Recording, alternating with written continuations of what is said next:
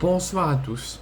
Ce soir, on se retrouve pour le traditionnel JTOM. Ça fait un petit moment que je n'ai pas fait de JT, de points sur l'actualité de l'OM et du Mercato et sur la saison qui arrive, qui va reprendre dans moins d'une semaine.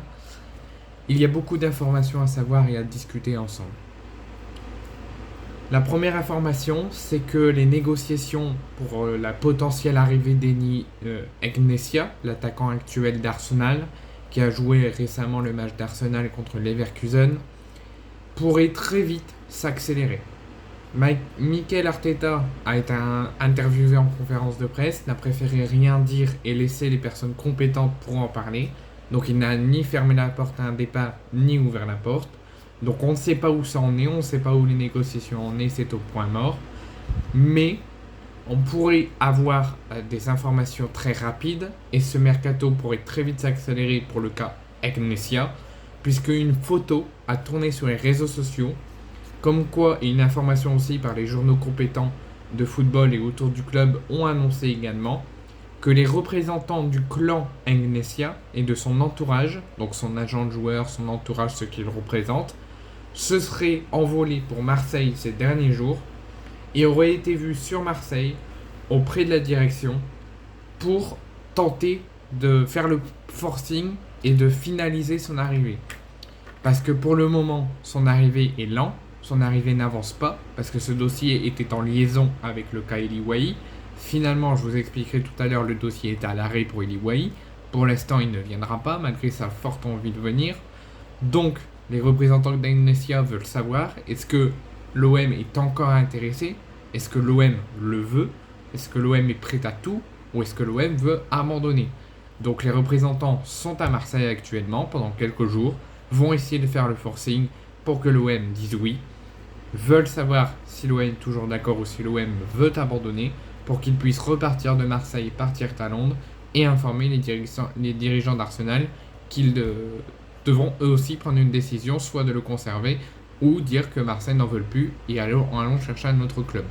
Donc les représentants d'Egnesia devraient vite accélérer son arrivée ou son non-arrivée, puisque ils sont actuellement sur Marseille pour tenter de faire le forcing et de discuter avec la direction de l'OM. Et peut-être que Pablo Longoria en dira peut-être un petit peu plus lundi. Pourquoi je dis ça lundi? Puisque, comme je vous l'ai expliqué lors de la vidéo précédente, avant le débrief du match de nos Français face à l'Espagne aujourd'hui, Ismaël Koné, Pierre-Emile Hotberg et Derek Cornelius, nos trois récentes dernières recrues, qui devront en amener d'autres, je pense, d'ici la fin du mercato, vont être présentés face à la presse, à la commanderie, en compagnie de Pablo Longoria lundi à 14h30 dans la salle de presse de la commanderie. Cette conférence de presse, comme toutes les traditionnelles conférences de presse, seront diffusées sur la chaîne Twitch officielle de l'OM, comme ça a été le cas en cette période estivale pour les matchs amicaux. Donc c'est pour cela que je vous l'ai dit qu'il y aura sûrement des questions pour Pablo sur les joueurs, sur ce qu'ils peuvent apporter au club, mais il y aura très certainement des questions pour Pablo concernant l'avenir de l'OM, du mercato et des rumeurs récentes, des événements récents. Donc on risque d'entendre parler du cas Eddie Nketiah demain, en plus du cas des trois dernières recrues et de ce qu'ils peuvent apporter à l'OM. Donc n'oubliez pas, les représentants d'Egnesia sont à Marseille. Lundi, conférence de presse de présentation en compagnie de Longoria. Donc ça risque de très vite s'accélérer dans les prochaines heures et dans les prochains jours. Troisième information, comme vous le savez, l'Olympique de Marseille joue son dernier match de préparation demain en Allemagne à Augsbourg. Ils se sont envolés aujourd'hui en bus pour se déplacer en Allemagne pour le match à Augsbourg demain, qui eux joueront donc à domicile dans leur pays et dans leur stade. J'ai une information à vous donner, le groupe n'est pas encore annoncé, risque très probablement d'être dévoilé dans la journée de demain, avant le match. Mais ce qu'il faut savoir, c'est que nous avons déjà un forfait. Il s'agit d'Ismaël Koné, qui est forfait pour blessure, puisque à l'entraînement d'hier, il s'est blessé à la cheville, il a été touché à la cheville, il a réclamé sa sortie à l'entraînement. Il a été soigné, il a été mis en soin, il a été vu par le staff médical. C'est pas grave, c'était une blessure légère, mais l'OM ne veut prendre aucun risque de le faire jouer qui aggrave sa blessure à une semaine de la reprise du championnat. Donc il le met à l'écart, il le met en soins. Par contre, savoir s'il sera en tribune, s'il reste à Marseille en soins, on ne sait pas, on n'a pas l'information. Mais en tout cas, il ne jouera pas, il est forfait pour blessure légère à la cheville suite à l'entraînement d'hier. Donc sûrement pour le mettre en précaution pour le match contre Brest pour la reprise du championnat. Quatrième information, comme vous le savez, l'OM et Ulises Garcia, c'est proche d'être fini moins d'un an après son arrivée. Il a été placé dans la liste des transferts, dans la liste des indésirables, malgré que son envie, lui, à Ulises Garcia, c'est de ne pas quitter l'Olympique de Marseille, de rester à Marseille et d'avoir sa chance. Ce n'est pas l'idée de la direction et de Roberto De Zerbi qui ne veut pas lui laisser sa chance, qui lui ordonne de trouver très rapidement un nouveau club. Et il se pourrait que le Torino se serait tourné et pourrait venir dans les prochaines heures aux négociations et aux renseignements auprès de Pablo Longoria et de Benny Benassia pour tenter de se renseigner, prendre des informations, mais aussi de négocier pour une potentielle arrivée d'Ulises Garcia en cas d'échec de la piste Gossens. Parce que le Torino souhaite s'attacher Ruben Gossens, mais en cas d'échec, la deuxième piste numéro 2, ça serait le cas Ulises Garcia. Cinquième information, comme vous le savez, l'Olympique de Marseille va jouer 3 journées en début de saison. La première, ça sera contre Brest, le week-end du 18. La deuxième, le week-end suivant, à domicile contre Reims pour la deuxième journée. Et la troisième journée, ça sera le fin août, le 31 août à 21h. Le match sera diffusé sur DAZN, le nouveau diffuseur de notre Ligue 1, en collaboration avec beIN Sport. Le match, donc ça sera lors de la J3, la troisième journée. L'Olympique de Marseille enchaînera un deuxième déplacement après celui à Brest pour la première journée. Ça sera au Stadium de Toulouse, le 31 août à 21h sur DAZN. La sixième information, l'OM et leur nouveau fonctionnement qui fait mal pour certains et pour les supporters aussi, en tout cas pour moi. Emran Soglu, qui a fait une incroyable saison la saison dernière, peu importe le coach, Gasset, Marcelino, peu importe les coachs qu'on a eu la saison dernière, il a toujours montré ce qu'il valait et quand il rentrait et qu'il était titulaire, il rendait toujours une très belle copie, mais malheureusement devrait très rapidement d'ici la fin du mercato le voir partir. Ou si ce n'est pas le cas, il ne sera plus avec le groupe pro. Là, c'est le choix de la direction. Puisque le choix de la direction, ils avaient 2 choix. En numéro 1, c'était il propose une prolongation, Soglo l'accepte, Soglo reste, fera partie du groupe pro. S'ils la refusent, ils ne proposeront pas d'offre de prolongation, d'autres offres. Ils n'accepteront également pas d'offre de prolongation du joueur ou de son clan. Et il sera mis à l'écart du groupe pro et il sera envoyé en réserve, même s'il faisait partie des plans de De Zerbi. Soglo accepte, Soglo reste, Soglo refuse, en réserve et potentiel départ. Et ça sera le cas. Parce que l'Olympique de Marseille lui a fait une prolongation de contrat jusqu'en juin 2027. Emran Soglo l'a refusé. L'OM a fermé les négociations, lui a clairement dit qu'ils ne proposeront plus d'offres de prolongation et qu'il fait partie des plans de De Zerbi, mais qu'il est clairement sur le départ et qu'il devra très rapidement se trouver un point de chute.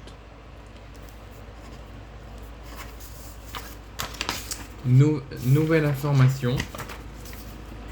Des discussions ces dernières heures, ces derniers jours seraient en cours et qu'un accord pour environ 6 millions d'euros serait très proche d'être trouvé pour l'ailier de Norwich, pour Rouault. Les discussions auraient été entamées et auraient été en cours ces derniers jours et ces dernières heures pour que l'OM s'attache à ses services. Donc l'OM devrait très rapidement enregistrer une 7e recrue, si je ne dis pas de bêtises, avec Rouault, l'attaquant ailier de Norwich, qui devrait arriver pour entre 4 et 6 millions d'euros, puisque les négociations continuent sur une issue positive et qu'un accord est très proche d'être trouvé. Dani Bacola, le jeune du centre formation de l'Olympique de Marseille, qui faisait récemment des apparitions, très peu en fin de saison dernière, mais beaucoup pendant cette période de match de préparation, qu'il a été testé à de minces reprises par Roberto De Zerbi, qui avait du temps de jeu conséquent lors de ses préparations, mais qu'il fait partie des plans de De Zerbi. C'est pour cela que l'OM lui a proposé de ne plus être considéré comme jeune du centre de formation et que la possibilité d'alterner formation et groupe pro. Ils lui ont proposé, comme il fait partie des plans de De Zerbi, de l'introduire dans le jeu, de le faire signer son premier contrat professionnel avec l'Olympique de Marseille pour ne plus être en alternance avec le centre de formation et être possiblement pris dans le groupe par le groupe pro, mais être clairement joueur professionnel de l'OM. Mais malheureusement, Bacola a refusé l'offre de contrat professionnel pour son premier contrat professionnel émis par la direction, qui proposerait un salaire de 30 millions d'euros, donc 30K, plus une prime par mois, sur toute la saison, par mois. Il recevrait, en plus de son salaire de 30K seulement, il recevrait 200K de prime à la signature. Et ça, il en a discuté avec son entourage et ça n'a pas été accepté par le joueur. Donc comme avec Soglo qui ont proposé une offre de prolongation qu'il a refusée, il ne propose plus d'autres. Ça sera également le cas pour Bacola, qui ne fera plus partie. C'est dommage de faire dégager autant de jeunes qui ont une grande expérience et de ne pas négocier avec eux, lui proposer plusieurs offres pour trouver la meilleure solution possible, et qu'au bout de la première offre, si elle est refusée, que l'OM abandonne. Je trouve ça très dommage pour les jeunes et pour leur avenir.